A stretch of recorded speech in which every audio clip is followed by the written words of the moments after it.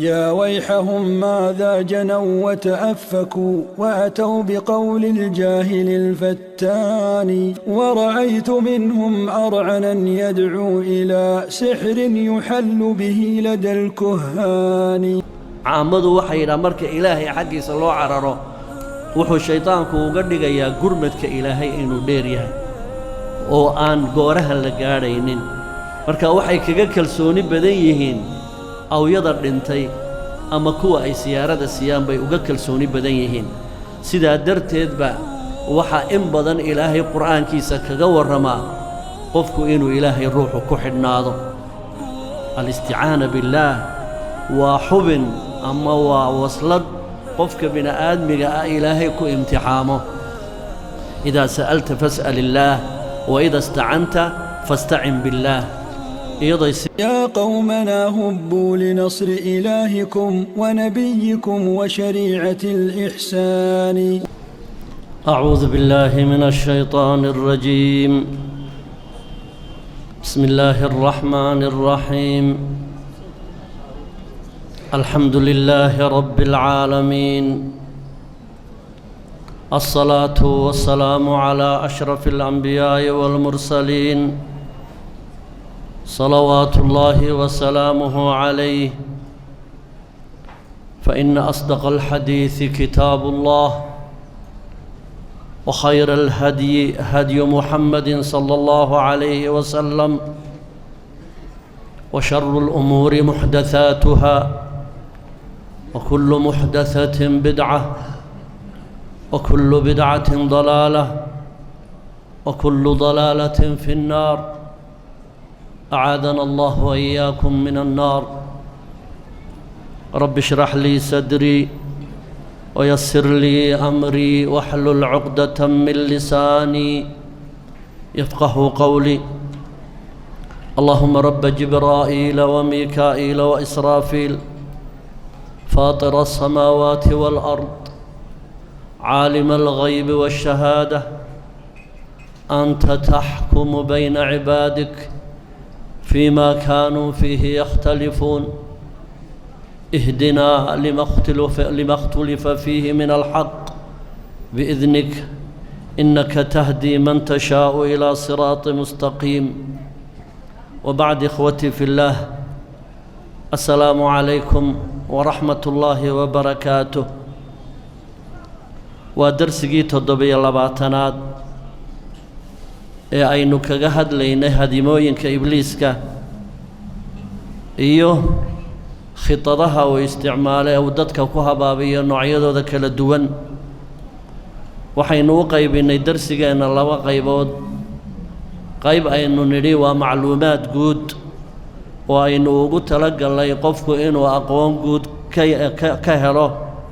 shaytaanka iyo bahdiisa iyo taariikhdooda iyo noloshooda iyo habdhaqankooda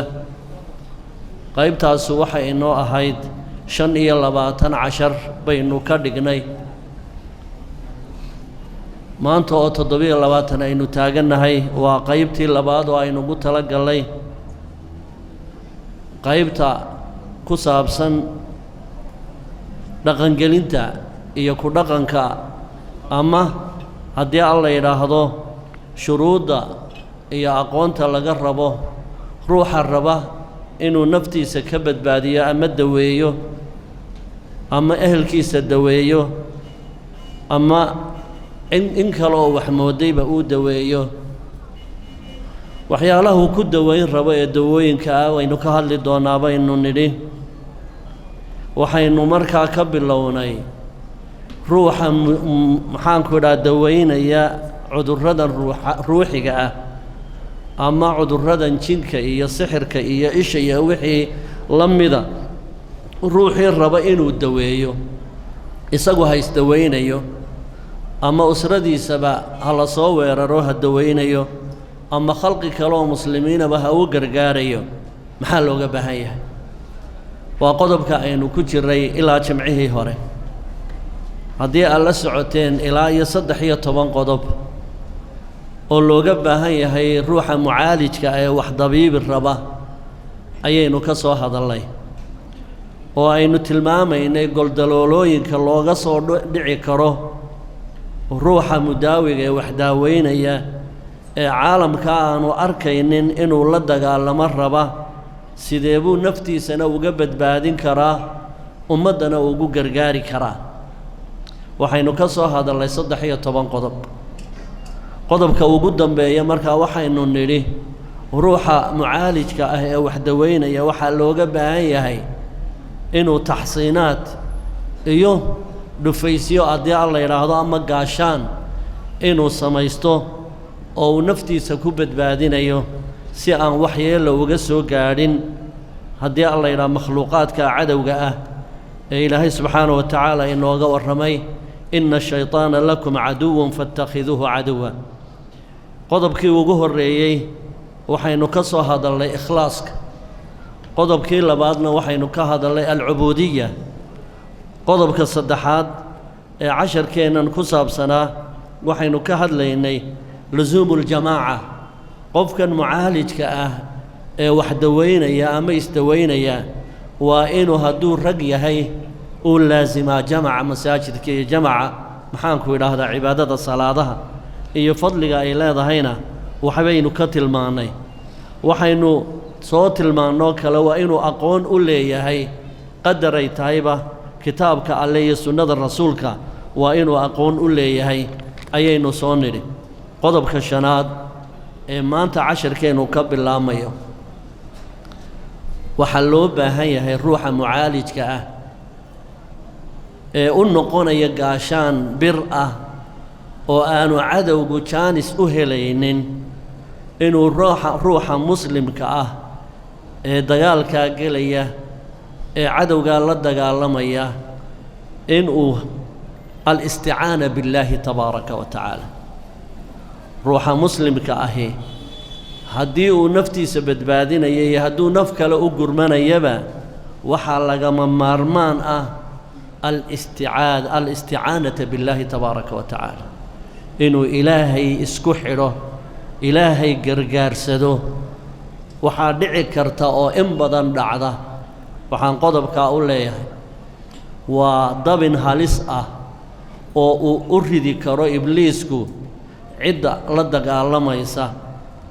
marka waxaa looga baahan yahay mu'minka mucaalijka ah inuu ilaahay keliya gargaar weydiisto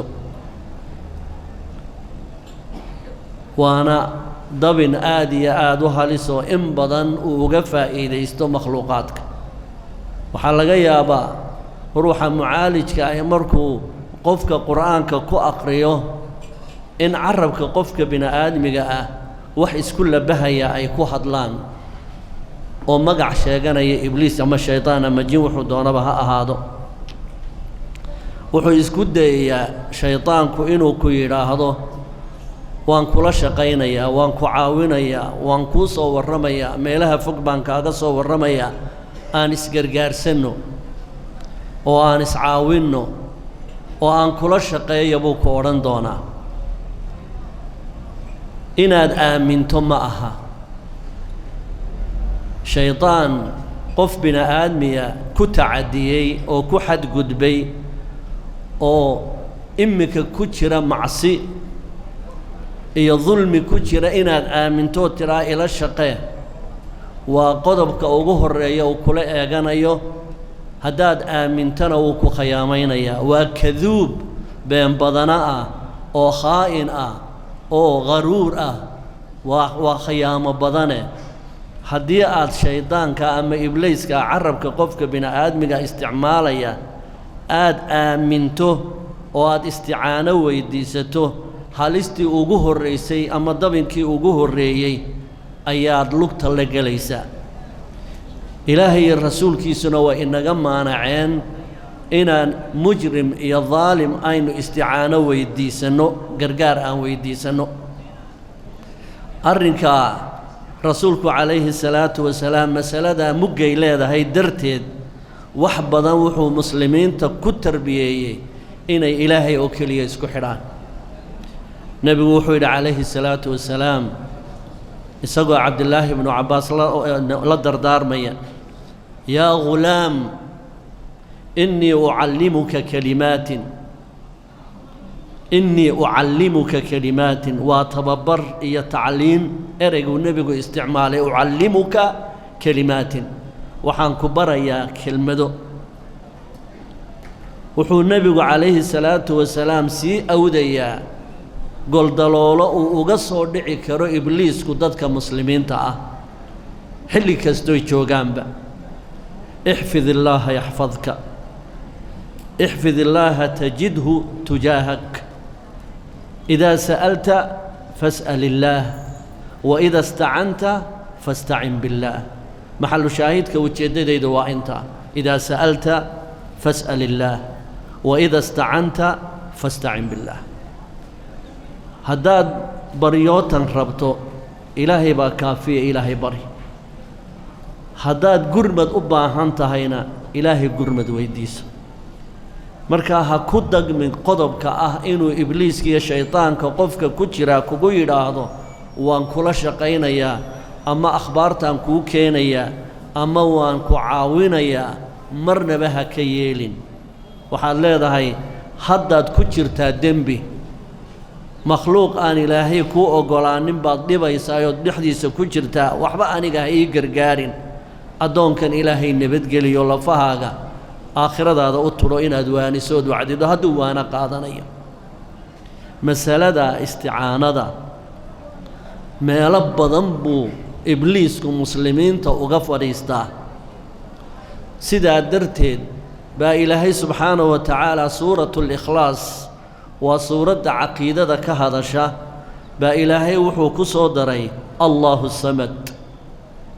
qul huwa allahu axad allahu samad إلهي وأحد كلا إركضه هولي مركا يمام تمادو إله دبر كلا صاري لقرقار سدو والله تبارك وتعالى وسورة الإخلاص وثلث القرآن قرآن كمركا صدح ميل الله قيبيو هل ميل بي لا أجر تاعي هل كمري لا أقريو إلهي وحو إنغو بري أو إنغو شاقي إنو إلهي سمدي هاي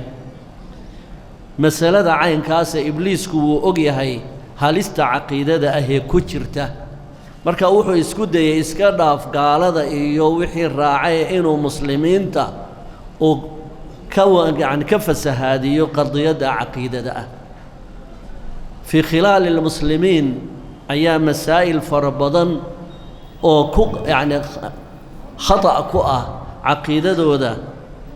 ayuu soo dhaxgeliyay isagoo isticaanada iyo gargaarsiga u soo dhaxgelaya in badan waxaan idinka sheekeeyey habartii adhigeedu uu dib jiray ee u timi wadaadkii reerka waxay ku tidhi wadaadow adhigay xayntii yarayd maanta caawa way dib jirtay waana xoolihii aan siyaarada kaa siin jiray waxaan kaa rabaa wadaadow inaad iigu nabaadiina xidho adhigii wadaadkii wuxuu yidhi ilaahay baan kuu baryi doonaa markaasay tidhi wadaad xoolahani waa xoolahaad ka qaadan jirtay siyaarada ilaahay ha igu hallaynin xoolaha iigu nabaadiinax ilaahay ha igu hallaynin xoolaha iigu nabaadiinax waa qof miskiinada oo muslima oo shahaadada harkaa la maraya waxa kaloo in badan idinka sheekeeyey mar dagaal socday gobolladeennan ayaa dagaalkii laga xoog batay qayb waxba inaan magacyada sheego muhiim ma aha ee maqsadkaygu waxa weeye uun ibliisku sida uu isticaanadii iyo gargaarkii ilaahay dadka uga quusiyo nin sarkaal oo ciidankaa la jabiyey watay ayaa gaadhi gaashaaman oo beebee ah ayaa ku soo baxsaday markuu soo eryaday waa meel ban ah ayuu qorigii tuuray oo koofiyadii tuuray oo kabihii tuuray intaa waa qaylinayaa marba sheekh buu u yeedhanayaa sheekh samirow sheekh isaxaaqow sheekh maxayow markii dambu ilaahayow uu ka hadhi waayey waa la eryanayaa kayn baa markaa ku dhow kayntii markuu u soo dhowaaday kaynta wiil baa wuxuu kula jiraa baasuuki dabadeedna markuu kayntii ku soo dhawaaday buu sheekh jilaaniyow buu yidhi waxaa isku beegmar buu sheekh jilaaniyow yidhi iyo beebeegii oo gantaalku qabsaday baasuukihii markaasuu yidhi ilaahay iima teella dhiganne sheekh jilaani iyo buuranaa i badbaadiyey ilaahay iima teella dhiganne sheekh jilaani iyo buurane ayaa i badbaadiyey halkaasay maraysaa isticaanadii dadku waxa badankoodu caamadu waxay yidhaha marka ilaahay xaggiisa loo cararo wuxuu shaydaanku uga dhigayaa gurmadka ilaahay inuu dheer yahay oo aan goorahan la gaadhaynin marka waxay kaga kalsooni badan yihiin awyada dhintay ama kuwa ay siyaarada siiyaan bay uga kalsooni badan yihiin sidaa darteedba waxaa in badan ilaahay qur'aankiisa kaga warramaa qofku inuu ilaahay ruuxu ku xidhnaado alisticaana billaah waa xubin ama waa waslad qofka bini aadmiga ah ilaahay ku imtixaamo idaa sa'alta fas'al illaah wa ida istacanta fastacin billaah iyaday sidaa tahay ayaa waxaa loo baahan yahay weliba qofku markuu mu'min yahay uu caabid yahay shaydaanku dagaal adag buu ku bilaabayaa ma aha kaynu ka warramaynaa kan dadka dureeya ee jidhkiisa galo keliya xataa mu'minka caadiga ah ayuu kaga ridayaa wahsi iyo daal iyo shaki iyo waswaas badan buu ku furaa waxyaalahaasoo dhan inaad ilaahay la kaashataa lagaa rabaa haddii caqiidadaasi ay kaa xumaato wax allaaliya wax kuu islaaxaya iyo cadow aad ka adkaanaysaa midna aslan ma jiro marka waxaa loo baahan yahay qofka mucaalijka ah inuu qodobkaa isticaanada iyo ku-xidhnaanta ilaahay iyo gargaar dalabka ilaahay inuu aad u xoojiyo oo hadduu shaydaanku uu طمع geliyo inaanu arrinkaa ka yeelin idaa sa'alta fas'al illaah وإذا استعنت فاستعن بالله ودردارا كي رسولك عليه الصلاة والسلام قاشان كلا قفك مؤمن كأه معالج كأه أما مؤمن كعبادة السنة يلو قبها هي وحوي الاستعاذة بالله استعاذة هي استعانة وكل الله بقى إنه إلهي قرقار ويديستوى قضب إنه إلهي مغنقلانا وقضب كلا إنه إلهي مغنقلو وقضب لبادوية مغنقل يد إلهي وأرين آدي آد أمهم وانا أرين هالرئيسي يدن بيسبا إبليس وقفا إيدي سنجري مخلوقاتك وقتكي عن كتابك قرآنك سودقين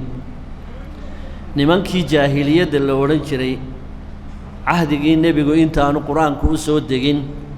nimankii jaahiliyadda la odhan jiray ee bilaadiinta ahaa oo sanamka caabudi jiray marka ay safraan ee ay meel degayaan waxay magan geli jireen jinka ayay magan geli jireen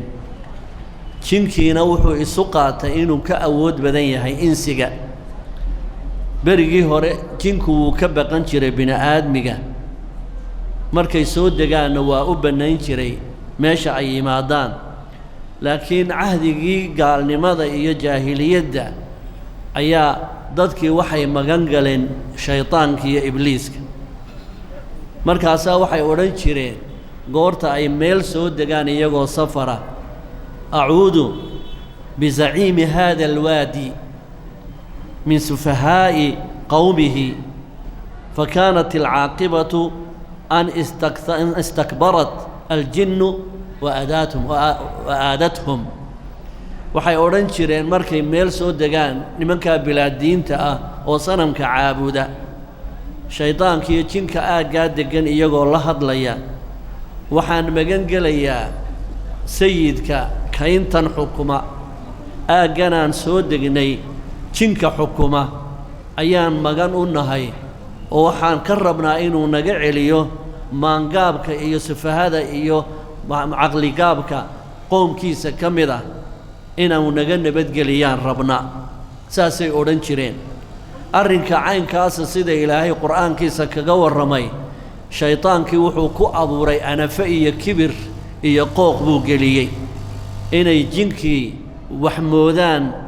insigu inay jinka magangelyo weydiistaan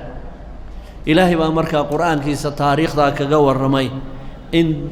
qowmkii gaalada ahaa ee asnaamta caabudi jireen sidaa u dhaqmi jireen taasina ay kaliftay keentay inuu shaytaanku ku soo dhiirado bini aadmiga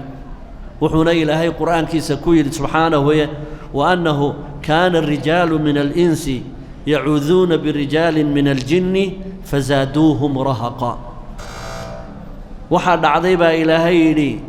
dad ka mida bini aadmiga ayaa magangelyo weydiistay jinka taasina kibir bay ku abuurtay jinkii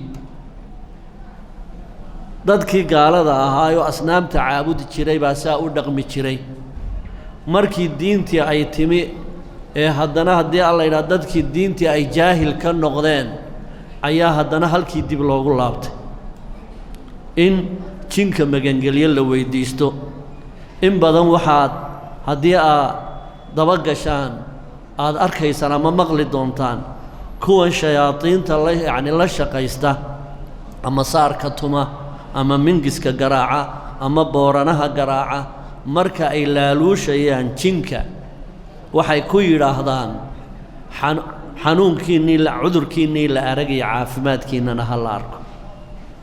islaamaha wax fuuxiya markay doonayaan inay maxaanku idhahdaa jinka ay laaluushaan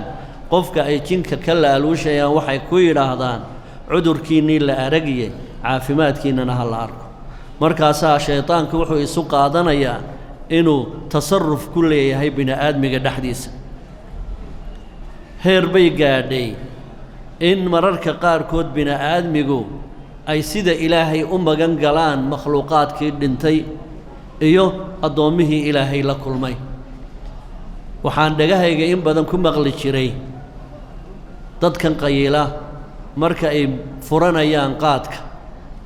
ay rabaan inay qaadka qaybsadaan majliskana la fadhiyo kelimaad bay odhan jireen ay magangelyo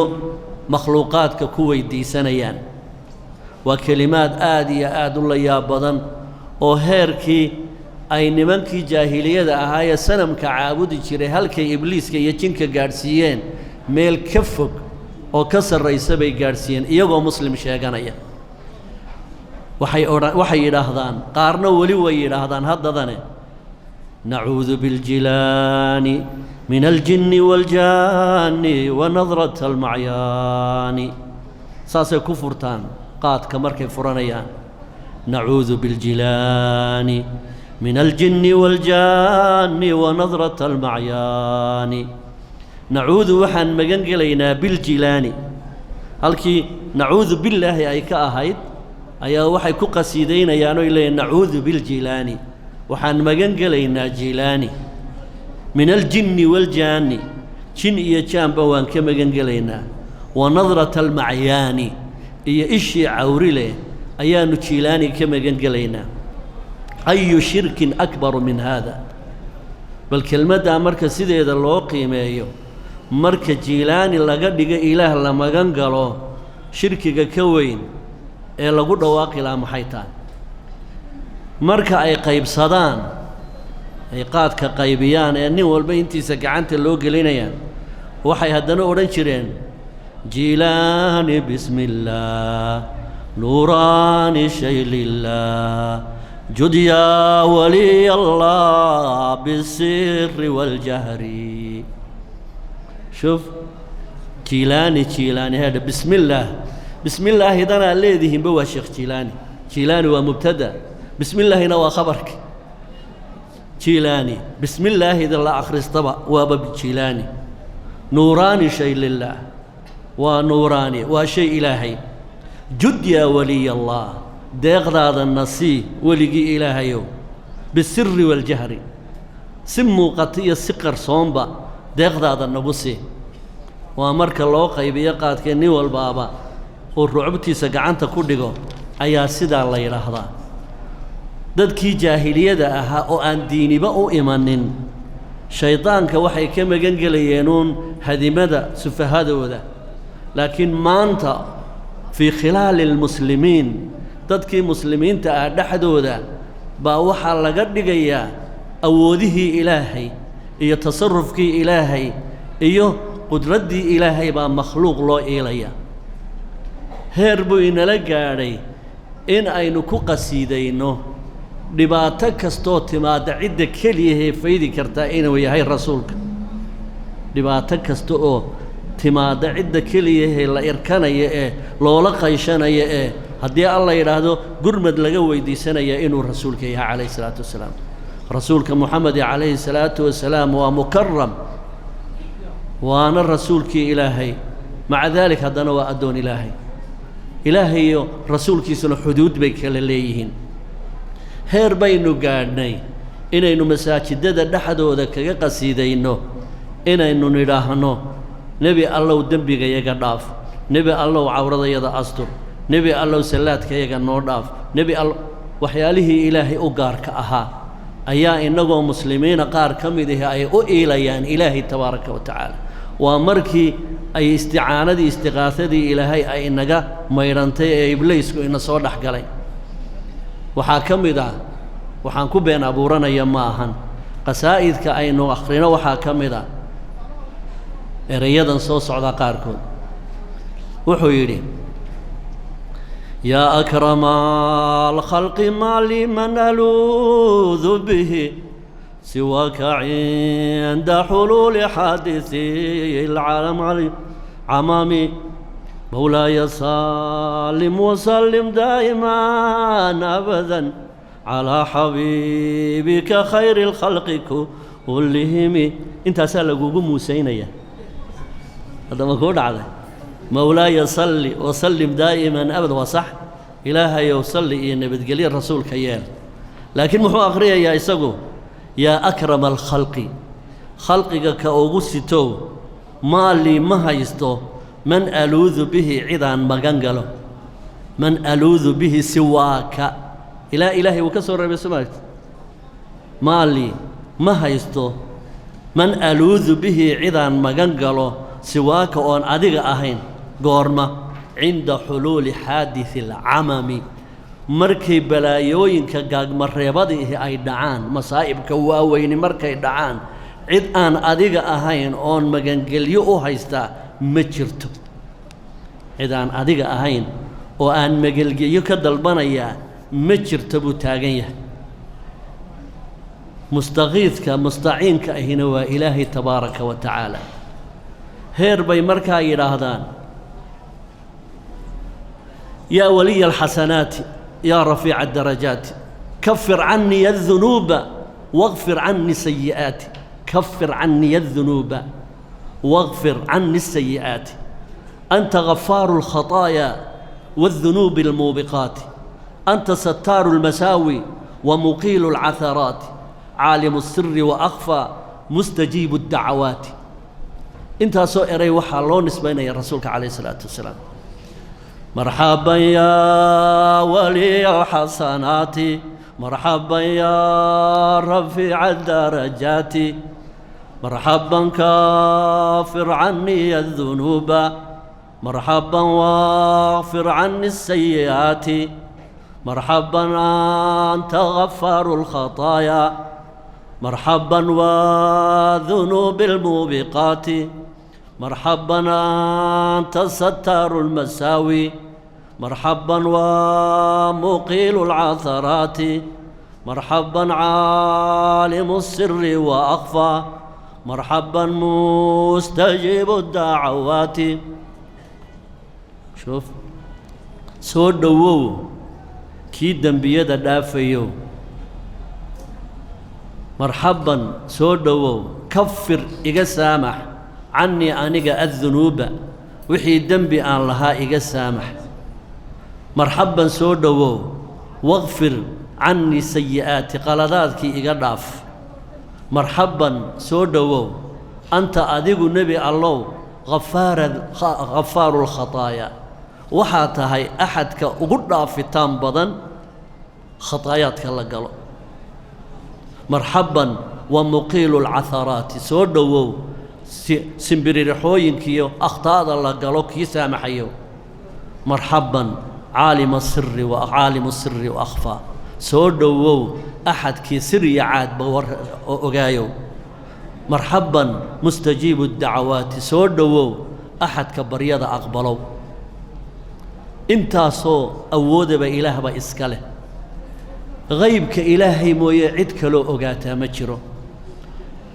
قل لا يعلم من في السماوات والأرض الغيبة إلا الله في سورة النمل قل لا يعلم من في السماوات والأرض الغيبة إلا الله نبي الله أدوم ماذا بر وحاد أشيكتا نبي محمد عد سماذا كؤمن إيا مخلوق دولك كنول أو نبي محمد كميديا من في السماوات والأرض أحد كستو عرك إيا دولك كنول ما أوغا الغيبة وحيالها قرصون إلا الله إلهي موياني عائشة رضي الله تعالى عنه إيادو مسألة آد وقدقي سوحي تري من زعم أنه يعلم عد كستو أو تراه أو كدو النبي محمد إنه قرنه عليه الصلاة والسلام ما يكون في غد بالروح دعي دون إنه كور هي عد كستو كدو دا فقد أعظم على الله فرية حقيقة إلهي آد بي وقبين أبو رتي لأن الله تعالى يقول إلهي باوحي إن ليهي لا يعلم من في السماوات والأرض الغيبة إلا الله إلهي مويان أحد كلو غيب كأوغي مجرو أنبيادنا أنت أي كور رمان هدي جنتها هدي أي نارتها هدي حسابتها وأنت إلهي وغشي قرآن كيس كريم تبارك وتعالى عالم الغيب فلا يظهر على غيبه أحدا إلا من ارتضى من رسول فإنه يسلك من بين يديه ومن خلفه رصدا انت أي أنبيادو إن سوق قارسيسي وانت إلهي أشياغي لكن وح انت دافصنو أنبياد إلهي أي كور رئيسا مجرد أود أمالي أنبياد إلهي إن إلهي قدر كيسا إيقو أي باتشين كران نبئي الناف ميداي تهيبا إلهي بانا قرآن كيسا كشاغي oo nabi maxamed ilaahay baa ku halqabsanaya oo la leeyahay madax meel ka sareyso la salaaxa ma jirtee nabi maxamed oo adoo rasuulkii ilaahay ah adoomada ilaahay waxaad ku tacliimisaa inaana dur iyo nafci ilaahay la maamulin qul laa amliku li nafsi nafcan wala darra illa ma shaa allah nabi allah waxaad adoomadaada bartaa oo aad ku tidhaahdaa anoo nebi muxamed ah calayhi salaatu wasalaam laa amliku linafsii nafcan walaa darra anigu daatadayda muxamed ahaa nafci iyo darri midna anigu uma hanan karo calayhi salaatu wasalaam ilaa maa shaa allah wixii ilaahay i waafajiya mooyaane walow kuntu aclamu lghayba lastakhartu min alkhayr haddii aan ghaybka wax ka ogaan lahaa lastakhartu min alkhayr khayrka aad baan u badsan lahaa wamaa masaniya suu waxaan dhibsadaana maba itaabteenoo da waan ka warrayaa waan ka sii tabaabulshaysan lahaa in ana ilaa nadiirun wabashiirun liqowmin yu'minuun mas-uuliyaddaydu waxaa weeye oo ay ku kooban tahay inaan digniin soo gudbiyo iyo inaan dadka u bishaareeyo liqowmin yu'minuun ciddii ilaahay rumaysan mas-uuliyaddaasaa aniga la ifaray laakiin qaybkana waxba kama ogi dhib iyo dheefna anigu ma maamulo sidaa ku dhabaa ilaahay yidhi tabaaraka wa tacaala rasuulillaahi muxamed salawaatu ullahi wasalaamu calayh waxaa ugu khayr badan addoon ilaahay abuuray waxaa ugu khayr badan nebiyullaahi muxamed ambiyada ilaahay uu abuurayna waxaa ugu khayr badan jibriil maalintay iswaraysanayeen nebiyullaahi muxamed salawaatu ullaahi wasalaamu calayh iyo malakul jibriil ee ay isweydiinayeen waa goorma saacaddu ee uu jibriil nebiga weydiiyey calayhi salaatu wasalaam mata saaca su-aashaasuu malakul jibriil nebiga weydiiyey markaasuu rasuulku ugu jawaabay calayhi salaatu wasalaam ma almas'uulu canha biaclama min asaa'ili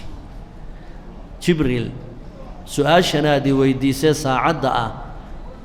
kan la weydiinayaa ugama aqoon badna kan weydiinayo jibriil ah taas waxay intaasoo daliilo ah aynu u soo bandhigaynaa inay been tahay ooy gaf tahay ooy shirki tahay in ilaahay rasuulka la yidhaahdo dembigaad dhaafta in rasuulka la yidhaahdo caalimu sirri wa akhfaa baa tahay waa waxyaalaha khata ah oo hadduu qofku macnaheeda garanaya uu u badheenana uu moorada kaga baxayo haddii aanu garanayna marka uu aqoonteeda yeesho inuu ka hadhaa ay waajib ku noqonayso dunuubtana ilaahay oo keliya ayuunbaa dhaafa nebiyullaahi moxamed dembi ma dhaafo salawaatullaahi wasalaamu calayh siduu u dhaafaa isagaaba dembigiisii la dhaafay innaa fataxnaa laka fatxan mubiinan liyakfira laka allaahu maa taqadama min denbika wamaa ta'ahar nebigaa calayhi salaatu wasalaam macsuum laga dhigo dembigiisii la dhaafay isagu markaas sidee buu dembi u dhaafi karaa miyaanu ilaahay qur'aankiisa ku lahayn qur'aankii nebi moxamed loo soo dejiyey ee uu nebi moxamed rumaysnaa aamana arasuulu bimaa unzila ilayhi min rabbihi waalmu'minuun aayaadkan qur'aanka ee aynu aqriyayno waxaa ugu horreeyey oo ugu hor rumeeyey waa nebi moxamed calayhi salaatu wasalaam wuxuu nebi moxamed rumaysan yahay inaanu caalimulghayb ahayn wuxuu nebi moxamed rumaysan yahay inaanu dembiyada isagu dhaafi karin ilaahay qur'aankiisaanay ku taalla waaladiina idaa facaluu qaala allahu tabaaraka wa tacaala fii suurati aali cimraan ilaahay wuxuu ku yidhi waaladiina idaa facaluu faaxishatan aw dalamuu anfusahum dakaruu allah faاstakfaruu lidunuubihim waman yakfiru الdunuuba ila allah waa su'aal waman yakfiru الdunuuba ila allah axadkee saamixi kara dembi oon ilaahay ahayn waa nooc goodi ah oo axadkii yidhaahda cid kalea dembi dhaaf loo doonanayaa awood u leh inay dembiga dhaafto inay moorada kaga baxayso aayaddaana ay ku kufriyayso waman yakfiru الdunuuba ila allah walam yusiruu calaa maa facaluu wahum yaclamuun marka ikhwatii fillaah marka aynu rabno in aynu wax cilaajinno waa inaynu aaminsannahay ilaahay keliya tabaaraka wa tacaala inuu qaybka og yahay ilaahay keliyihii inuu dembiyada dhaafo ilaahay keliya subxaanahu wa tacaala in la magan galo oo axad kale oo makhluuqaad ah aan magangelyo la weydiisanin hadduu nool yahay iyo haddii uu dhintayba arrimaha ilaahay u gaarka ah oo tasarrufka ilaahay u gaarka ah addoommadu inay ilaahay subxaanahu wa tacaala ka leexiyaan oo ay cid kale u nisbeeyaan waa masalo aad iyo aad u culays badan waxaan sidaa ugu tiigaalayaa waa laba qodob oo culus oo qofka mu'minka ahee shaydaan inuu la dagaalamo doonaya ina ashayطaana lakum caduwun faاtakhiduuhu caduwa inamaa yadcuu xisbahu liyakuunuu min asxaabi الsaciir waa meelaha uu doonayo dadka inuu marinka uu seejiyo marka alisticaada in ilaahay la magan galo waa masalo aad iyo aad u muhiim ah sidaa darteed ayaa ilaahay iyo rasuulkiisu weliba si gaara waxay inoogu xadideen amaakinta iyo meelaha ay muhiim tahay in aad ilaahay magangelyo weydiisato guud ahaan in ilaahay la magan galo oo ilaahay magangelyo la weydiisto waa shay muhiim ah oo aan makhluuqaadka magangelyo la weydiisanin haddana meelo gaara baa ilaahay si gaara u cayimay muhiimadda ay leeyihiin darteed waxaa ugu horraysa oo ilaahay subxaanahu wa tacaala inagu boorriyey meel dhufays uu ibliisku galo oo muslimiinta uu ku waswaasiyo markay salaad tukanayaan iyo markay cibaadaysanayaan iyo markay khayr u dhaqaaqaanba meeshaas in qofka mu'minkiihi uu aad u feejignaado oo xaaladahaasi hadday ku yimaadaan inuu ilaahay ku cararo fafiruu ila allah ilaahay xaggiisa u carara baa ilaahay inagu yidhi waxa weeyaan xaaladaha muhiimka ah oo ilaahay iyo rasuulkiisu si gaara ay u tilmaameen in la acuudu billaysto ilaahay la magan galo waxaa ugu horreeya alixsaasu bilwaswasa qofka mu'minkii haddii uu sahwi iyo waswaas ka dhammaan waayo ama xaalatu salaad ha noqoto ama xaalatulwudu' ha noqoto أما حالة العبادة هالنقطة حالتها آد إلهي لا اتصال يسو هدو الشيطان كو قلبي قاقا وسواس كسور ريدو حالة دا في جنادة فنقر باكو غفورا ليشان باكو هايستا إبليس كو قلبي قاقا وحو كهلي جانس بوكا هايستا هدي وسواس او كو ريدو حالة دانا وحا كا أودي كرفن قرطا إيو هدي الله يرهد قل دلولة دا إناد إلهي مغنقش محو إلهي قرآن كيسا كويري سبحانه وتعالى وإما ينزغنك من الشيطان نزغ فاستعذ بالله هدو الشيطان كو هوساسيو أو كو وسواسين رابو هسيد دين قلبك أو وسواسك هسير راعٍ مركبة كتشوكسو أعوذ بالله من الشيطان الرجيم ده وحكو فريسانا يا سوليقة وحكو فريسانا يا ويسدة وحكو فريسانا يا صلاة ميل اللالية ميشا وكوكو تشبين كرو أيو كو فريسانا يا سوليقو كو فريسانا يا أيو ويسوس عطا ميلها محان كورا لغا أعوذ بالله يستو إن حالة سوليقة أي تاهي مر والبوحو كورانا يا كادي دي كامر دمان نقص baa kaa yimi kaadidii kaama dhammaantaa sumaanta oo dhan kugu wadaya markaas waxa laga yaabaa saacado saacidan in masquushi ku jirto waa xaalado uu ka faa'iideystay ibliisku waswaaskaas wuxuu ku oranayaa daahir ma tihin maradaada waxba ku soo duulay waxa soo dhani waa weeyaan waa khadka uu isticmaalo waxaad midna mararka qaar kood qof baa masquul buu kalidii leeyahay wuu ogyahay kaadidu inaanay bannaanka ku soo dhicin godka uu ku kaaji jiray haddana mar allaaliya markuu soo baxo ayuu odhanayaa musqusha biyeegaga soo duuleen maantoo dhan buu marada maydhaya maantoo dhan buu gacmaha maydhaya maantoo dhan buu cagaha maydhaya waxaasi waa waswaas waa nasaqaat ashaytaan marka ilaahay wuxuu leeyahay tabaaraka wa tacaala wa immaa yanzaqannaka min ashaytaan waa qodob haddii uu ibliisku uu ka helo jaanis yar qalbigaaga uu ka waswaasiyo wuu ku eryanayaa wuu kula dabagelayaa wuxuu u soo gudbayaa haddii aad albaabkaa suuliga aad iska xidho seed u xidhaysaa waxaad u xidhaysaa nebigeennu calayhi salaatu wasalaam wuu inagu tababaray haddaad suuliga gasho oo ay kaadidii kaa dhammaatood iska hubsato wixii ka dambeeya ina adanna laa yugnii min alxaqi shay-a waad hubsatay inay kaadidii kaa dhammaatay waad istijootay khalaas nafta u sheeg kaadidii inay joogsatay xubintan ilaahay inoo abuuray ee kaadida soo xambaartaa ma xajisan karto haddaan cudur ku dhicin in yaroo biyo ah oo dhexda taagani isma taagi karto waa sida hungurigeennan oo kale hungurigeennan adoo sujuudsan haddaad candhuufta liqdo miyay soo noqonaysaa ma soo noqonayso si otomaatig ah markiiba iyadu isu wadaysaa muruqana riixaya candhuufta markaad liqistiraa adoo rukuucsan ama adoo sujuudsan ma soo noqoto sidaasoo kale ayaa xubintan taranka marka aad kaadido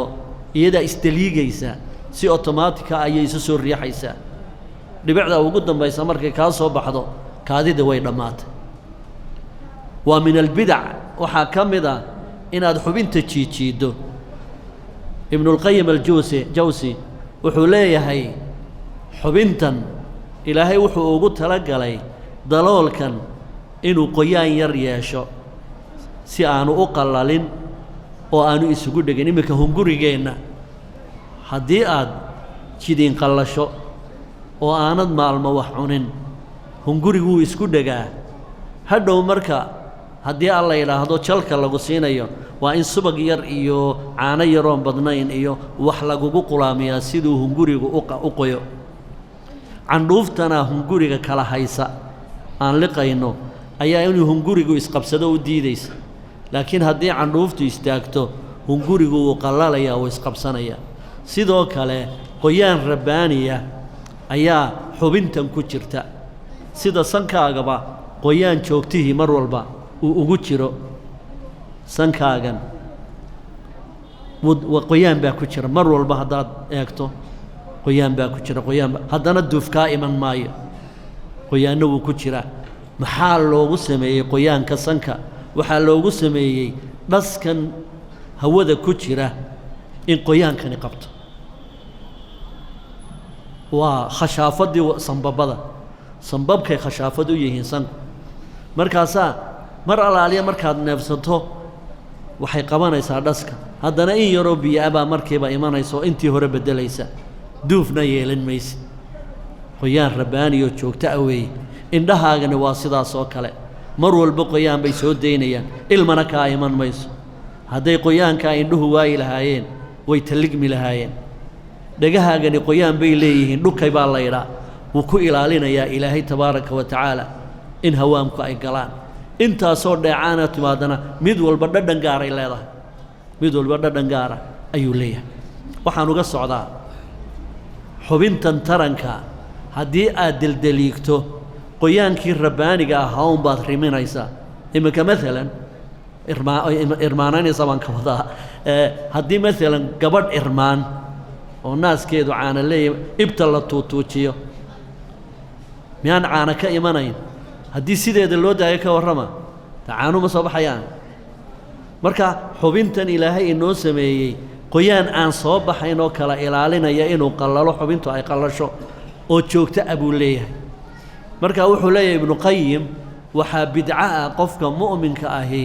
inuu markuu kaajo uu yidhaahdo xubintaan deldeliigaya nebigu ma samayn calayhi salaatu wasalaam inamana amrin heer bay gaadhay waswaaskaasi inuu yidhaahdo culimmada qaarkood ay yidhaahdaan markaad kaadido waa inaad mar walba aad tidhaasi maxaanku idhaahdaa ay kaadidu ay kaaga soo dhammaato qaar baa waxay samaynayaan suuliga dhexdiisa markaad kaadido waa inaad wax culus dhigtaa waxaa culus qaadqaad si murqahan calooshu ay u soo rixaan murqaha caloosha iyo muruqan dakarku xidhiidhba male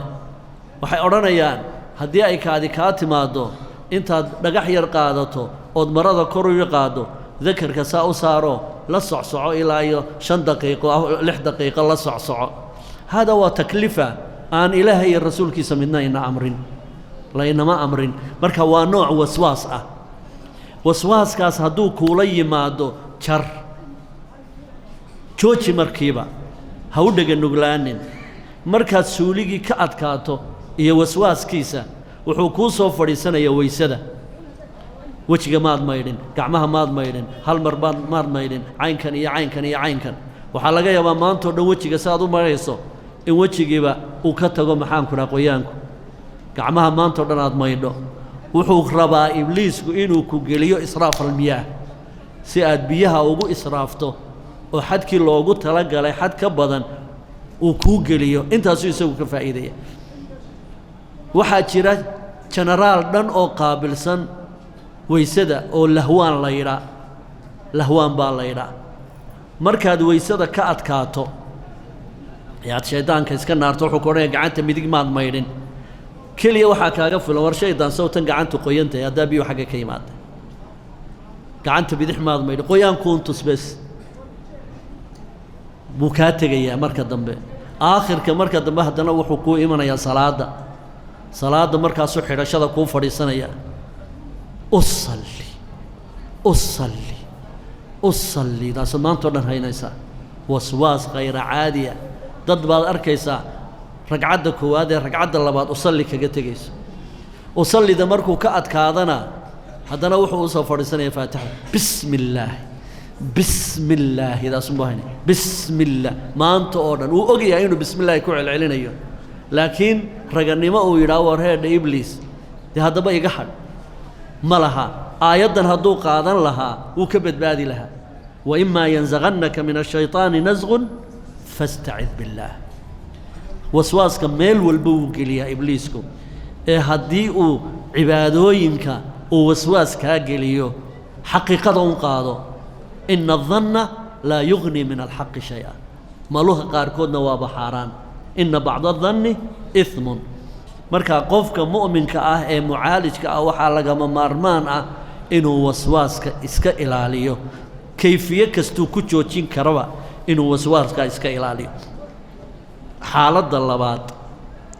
وإلهي إنه المامة إن مهم تاي استعاذته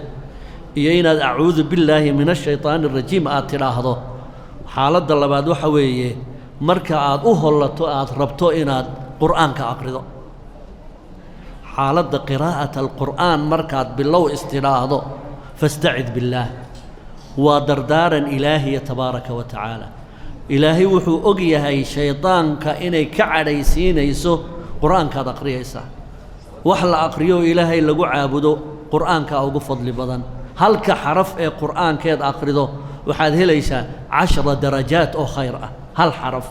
أو قرآن كمركا أقرضو 10 درجات بات هليسا إبليس كنا تارى لك نقول ماي هذه أي سيدة تهيبة